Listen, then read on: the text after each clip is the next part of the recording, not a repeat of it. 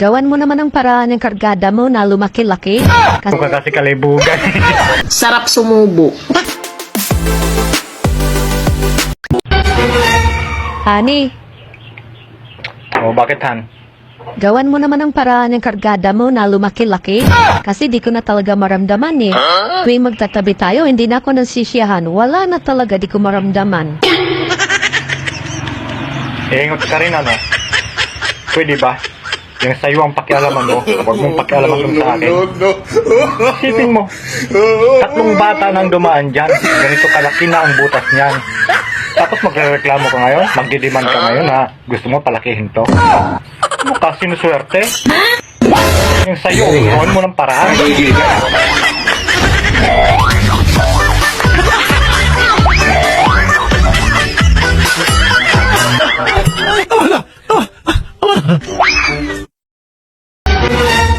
Mahal, may tanong ako sa'yo. Ano yung mahal?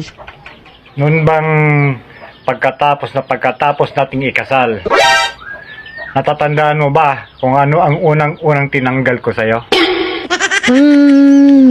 Pante. Mali. Ay, oo nga pala.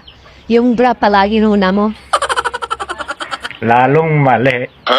Eh ano, iyon naman talaga ang inuuna mo. Patong sira. Tanga, ang unang tinanggal ko sa'yo, apelyido mo. Puro Oh, honey, anong gusto mo sa itlog mo? Iba-iba. Minsan gusto kong kamutin. Luto, ulul. Ha? Luto ba? Ikaw na bahala. Susunogin ko ka kasi kalibugan. Mga ulo.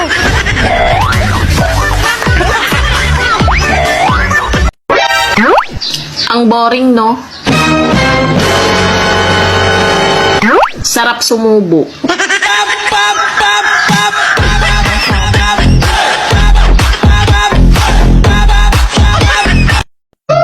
Mabuti pa yung paninda nila. May patong. Samantala yung akin, walang pumapatong.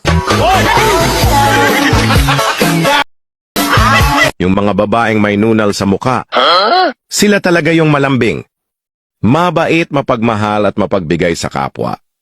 Yun nga lang tupakin.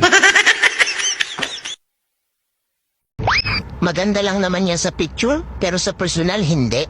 Eh ikaw nga kahit sa picture hindi man lang gumanda.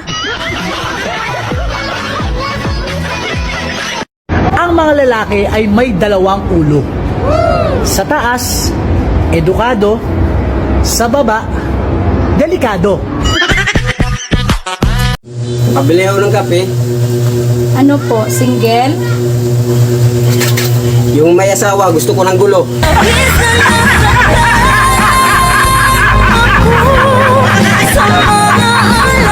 Hi, Google.